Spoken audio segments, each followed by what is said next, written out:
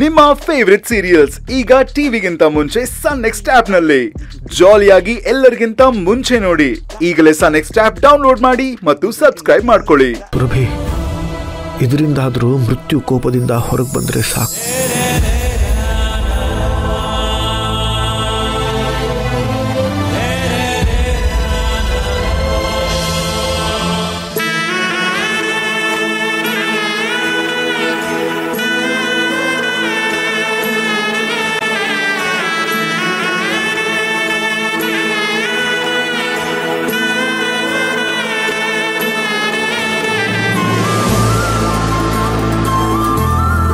ಅರೆ ರೇ ರೇ ರೇ ರೇ ರೇ ರೇ ಇದೇನು ಶಿವಾನಿ, ಹೊಸ ಅವತಾರ, ಸೀರೆ ಬೇರೆ ಉಟ್ಕೊಂಡ್ ಬಿಟ್ಟಿದ್ಯಾ? ಏನ್ ಸಮಾಚಾರ? ಚೆನ್ನಾಗಿ ಕಾಣಿಸ್ತಾ ಇದೀನಾ ಸಿಂಡ್ರೆಲ್ಲಾ? ಮುದ್ದ ಕಾಣಿಸ್ತಾ ಇದ್ಯಾ. ಅದ್ರಲ್ಲಿ ನಿನ್ನ ಹಣೆಗೆ ಕುಂಕುಮ ಹಚ್ಚಿರೋದು ಒಳ್ಳೆ ಮಹಾದೇವಿ ತರ ಕಾಣಿಸ್ತಾ ಇದ್ಯಾ. ಅಯ್ಯೋ ಕುಂಕುಮ ಬಿಡಜ್ಜಿ, ಈ ಸೀರೆ ನನಗ್ ಸೂಟ್ ಆಗ್ತಿದ್ಯಾ? ಬರೀ ನಿನಗಷ್ಟೇ ಅಲ್ಲ ಕಣೆ, ಯಾವ ಹೆಣ್ಮಕ್ಳು ಸೀರೆ ಉಟ್ಕೊಂಡ್ರು ಲಕ್ಷಣವಾಗಿ ಕಾಣಿಸ್ತಾರೆ. ಅದರಲ್ಲೂ ಈ ಸೀರೆ ನಿನಗೆ ತುಂಬಾ ಲಕ್ಷಣವಾಗಿ ಕಾಣುತ್ತೆ. ಅಜ್ಜಿ, ನನ್ ಸೀರೆ ಎಲ್ಲ ಕರೆಕ್ಟಾಗಿ ಉಟ್ಕೊಂಡಿದೀನಾ? ಹಾ, ಅಚ್ಚುಕಟ್ಟಾಗಿ ಉಟ್ಕೊಂಡಿದ್ಯಾ. ಹೌದು, ನಿನಗಿಷ್ಟು ಚೆನ್ನಾಗಿ ಸೀರೆ ಉಟ್ಕೊಳಕ್ ಯಾರೇ ಹೇಳ್ಕೊಟ್ಟಿದ್ದು? ಅಯ್ಯೋ, ಕೆಲವೊಂದು ವಿಡಿಯೋಸ್ ನೋಡಿ ಕಲ್ತ್ಕೊಂಡೆ ಅಜ್ಜಿ.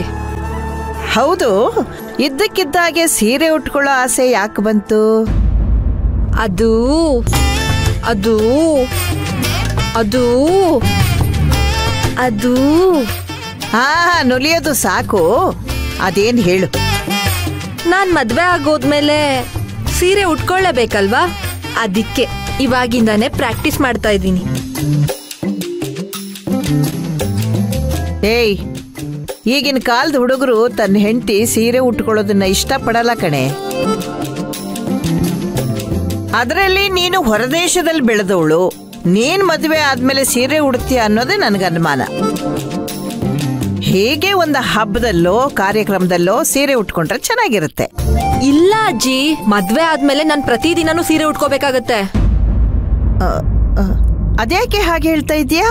ನಾನು ಮುಂದೆ ಸೂರ್ಯವಂಶದ ಮನೆಗೆ ಸೊಸೆ ಆಗೋಳಲ್ವಾ. ಸಂಪ್ರದಾಯದ ಪ್ರಕಾರ ಸೀರೆ ಉಟ್ಕೊಳ್ಳೇಬೇಕಲ್ವಾ, ಅದಕ್ಕೆ ಇವಾಗಿಂದಾನೆ ಪ್ರಾಕ್ಟೀಸ್ ಮಾಡ್ತಾ ಇದ್ದೀನಿ. ಏಯ್, ನೀನ್ ಯಾಕೋ ಮಿತಿ ಮೀರ್ತಾ ಇದೆಯಾ ಕಣೆ.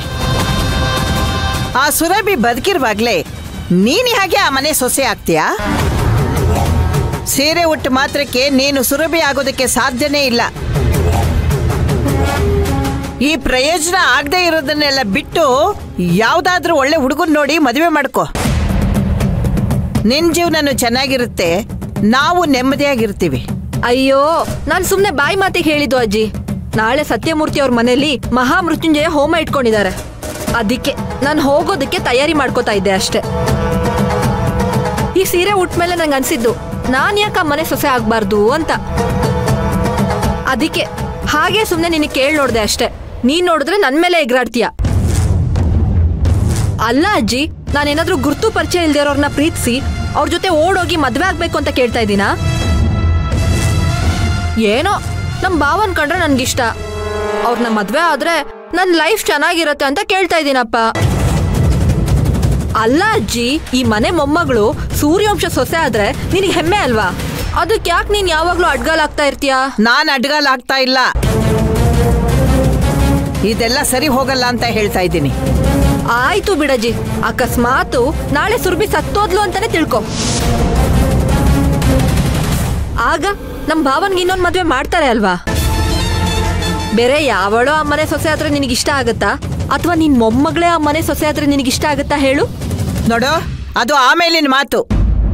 ಆದ್ರೆ ಸೀರೆ ಉಟ್ಕೊಂಡಿದ್ದು ಇದೇ ಕಾರಣಕ್ಕೆ ಅಂತ ಯಾರ ಮುಂದೆ ಹೇಳಕ್ ಹೋಗ್ಬೇಡ, ಕೇಳೋದಕ್ಕೆ ಅಸಹ್ಯವಾಗಿರುತ್ತೆ. ನೀನು 100 ಉದಾಹರಣೆ ಕೊಟ್ಟು ಹೇಳಿದ್ರು ಸರಿ, ಇದು ಹೀಗೆ ಆಗತ್ತೆ ಅಂತ ಖಂಡಿತವಾಗಿ ಹೇಳಿದ್ರು ಸರಿ, ನಾನ್ ಮಾತ್ರ ಇದು ಒಪ್ಪಲ್ಲ ಒಪ್ಪಲ್ಲ ಒಪ್ಪಲ್ಲ.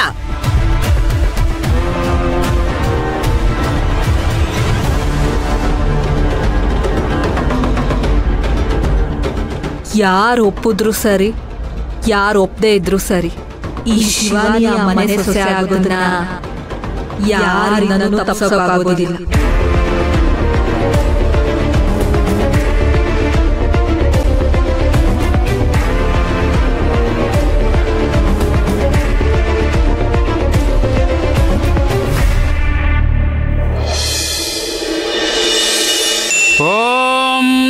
त्र्यम्बकं यजामहे सुगन्धिं पुष्टिवर्धनम् उर्वारुकमिव बन्धनात् मृत्योन्मुक्षमामृत स्वाहा अमृत मृत्युञ्जय इदन्नवमा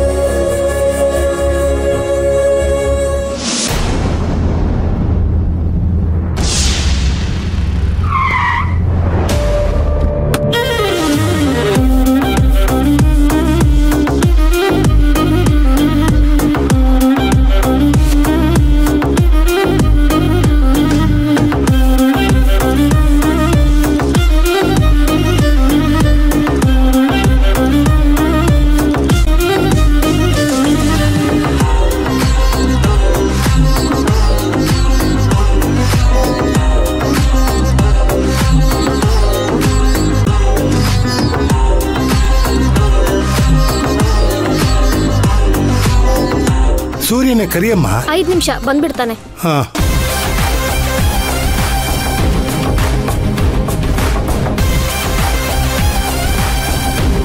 ಅರೆ ಶಿವಾನಿ, ಬನ್ನಿ ಬನ್ನಿ, ನೀವು ಬಂದೆ ತುಂಬಾ ಖುಷಿ ಆಯ್ತು. ಸೀರೆ ಉಟ್ಕೊಂಡು ಬಂದಿದ್ದೀರಾ? ಯಾಕೆ, ಚೆನ್ನಾಗಿ ಕಾಣಿಸ್ತಿಲ್ವಾ? ಇಲ್ಲ ಇಲ್ಲ, ತುಂಬಾ ಮುದ್ದ ಕಾಣಿಸ್ತಿದ್ದೀರಾ.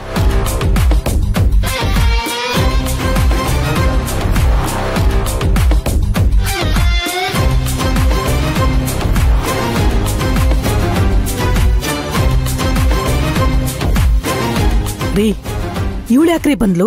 ಯಾರು ಕರೆದಿದ್ದು ಇವಳಿಗೆ? ನನಗೆ ಗೊತ್ತಿಲ್ಲ ಕಣೆ. ಈಗ ಅವಳ ಬಗ್ಗೆ ಮಾತಾಡಿದ್ರೆ ಅವಮಾನ ಆಗೋದು ನಮಗೆ.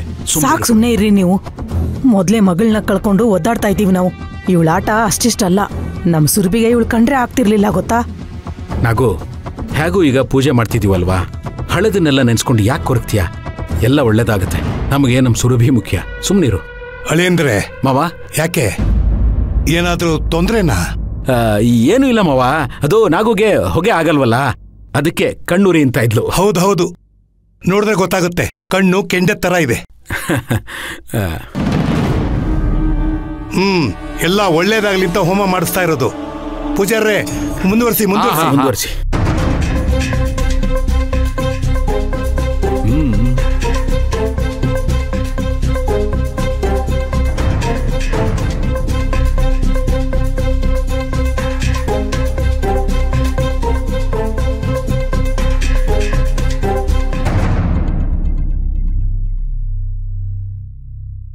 ಭಾವ,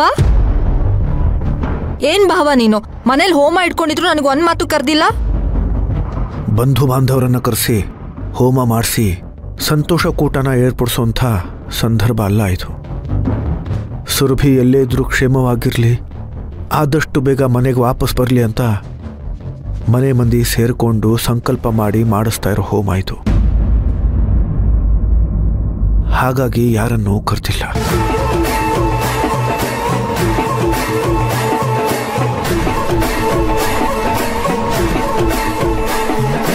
ಆದ್ರೆ ನನಗೆ ಕೃಷ್ಣನಿಂದ ವಿಷಯ ಗೊತ್ತಾಯ್ತು ಭಾವ. ಅವನು ಬೆಳಗ್ಗೆ ಮಾರ್ಕೆಟಿಗೆ ಹೋಗ್ತಾ ಇದ್ದಾಗ ನಾನೇ ಕಾರಣ ಕೇಳಿ ತಿಳ್ಕೊಂಡೆ.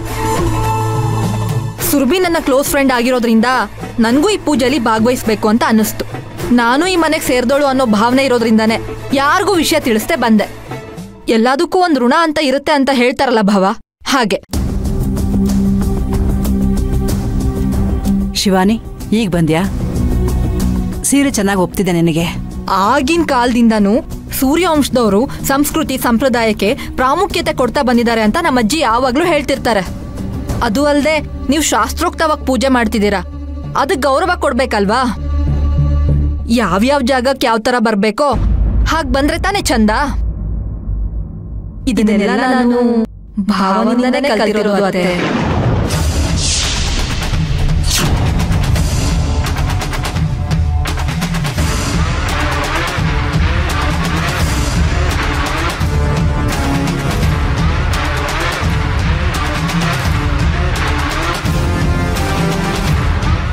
ಅತ್ತೇನಾ?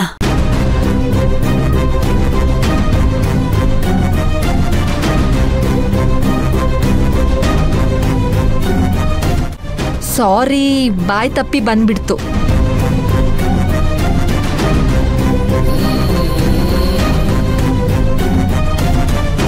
ಶಿವಾನಿ ಅವರೇ, ಪೂಜೆಗೆ ಹೂ ಕೊಡ್ಬೇಕು, ಕೈಯಲ್ಲಿ ಹಿಡ್ಕೊಂಡು ನಿಂತ್ಕೊಂಡ್ರೆ ಆಗತ್ತಾ?